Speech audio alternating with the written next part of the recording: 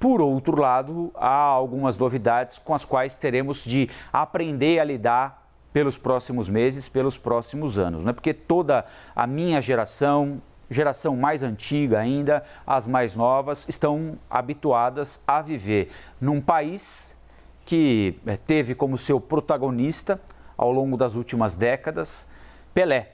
De uma maneira ou de outra, o Rei Pelé sempre presente na vida de cada um de nós brasileiros, como jogador, como comentarista, como ministro, mas acima de tudo como figura pública fundamental para a formação daquilo que é ser brasileiro. Aqui eu não entro no mérito de falhas que ele cometeu, como todos nós cometemos ao longo das nossas vidas, né? Algumas consideradas mais graves, outras consideradas menos graves, mas ninguém passa por esse estágio aqui de maneira incólume, sem nenhum ferimento, né? Todos nós temos algum aspecto da vida que gostaríamos que tivesse sido diferente, que nós mesmos tivéssemos nos comportado de maneira diferente, né? Isso é inerente à condição humana, mas como nós nos habituamos a enxergar Pelé como uma entidade, como algo muito maior do que um humano, e ele de fato transcendeu a condição humana, né? Isso vai ficar mais evidente agora a partir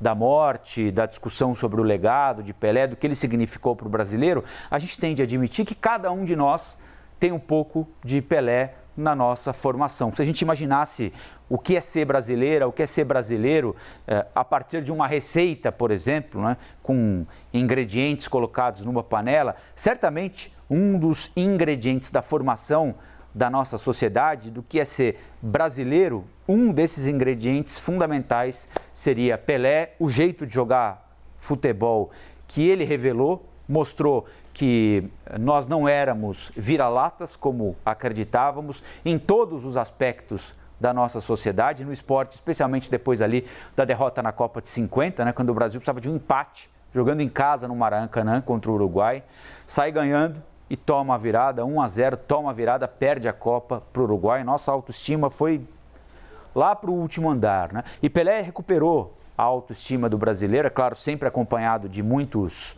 parceiros importantes, muitos jogadores importantes também, mas ele inegavelmente foi o grande líder de algo que se disseminou pelo mundo, que é o jeito brasileiro de jogar bola e que de certa maneira passou a ser também parte do jeito de cada um de nós, do jeito do brasileiro ser. Nós passamos a ser reconhecidos pelo mundo e por nós mesmos de uma determinada maneira, muito a partir do que Pelé significou para a gente ao longo dessas últimas décadas, e inegavelmente vai ser um mundo diferente agora, que eu, por exemplo, não conhecia, né? Porque desde que me conheço por gente, ouço falar em Pelé, vejo imagens de Pelé, tenho Pelé como referência de futebol bem jogado, né? E a partir de agora nós vamos ter de lidar com a ausência física, mas quem é rei nunca perde a majestade, ele sempre estará entre nós. Nós vamos lá para a Baixada Santista agora, vocês viram agora no finzinho do Money, a Bruna Macedo entrou do lado de fora do estádio Urbano Caldeira, mítico estádio Urbano Caldeira, por ter sido palco de um dos maiores times de todos os tempos de futebol, com Lima, com Hidalgo, com Coutinho, com Pelé, com Pepe e inúmeros outros jogadores que foram revelados pelo Santos sempre nessa mesma linha, né? A partir dali o Santos também desenvolveu um jeito de jogar, né? Que é sempre um jeito de jogar ofensivo, primando pelo drible, pela arte, pelo improviso. Na sequência do Pelé, o Santos revelou uma série de bons jogadores também, ninguém comparável a ele, evidentemente, mas uma série de bons jogadores que tem ali no DNA a bola jogada pelo Pelé. E o corpo do Pelé já está aí, né, Bruna Macedo, na Vila Belmiro, no estádio Urbano Caldeira, desde o finzinho da madrugada, começo da manhã. Daqui a pouco começam as últimas homenagens a ele, né? Bom dia para você e bom trabalho por aí, Bruna.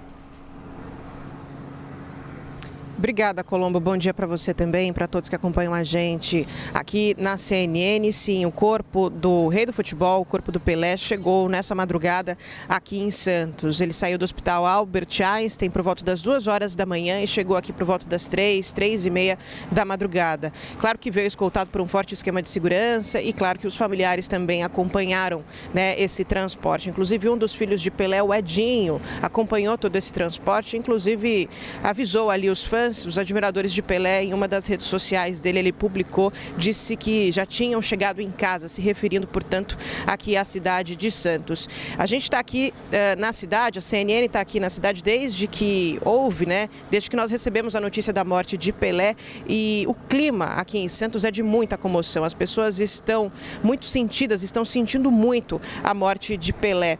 E neste momento já são pelo menos 4 ou 5 quarteirões da cidade que estão cercados. Existe um forte esquema justamente para que tudo aconteça da melhor forma possível nesse velório que vai começar às 10 horas da manhã. Eu estou localizado exatamente na frente do estádio da Vila Belmiro, onde o Pelé deu show muitas vezes, onde ele inclusive começou a sua carreira. Eu quero mostrar para vocês como é que está a movimentação aqui atrás de mim. Vocês podem perceber que várias grades foram colocadas para cercar o estádio, para fazer a organização das pessoas que forem chegando, porque afinal de contas será um velório aberto ao público. Isso significa que todas as pessoas, os admiradores do rei do futebol que quiserem vir prestar essa última homenagem, vão poder entrar, ter direito a ter acesso, na verdade, ao lado de dentro aqui do estádio. O caixão já foi posicionado, ele está exatamente no centro do gramado aqui da Vila Belmiro. De um lado ficarão os fãs de Pelé, do outro lado ficarão os familiares e também as autoridades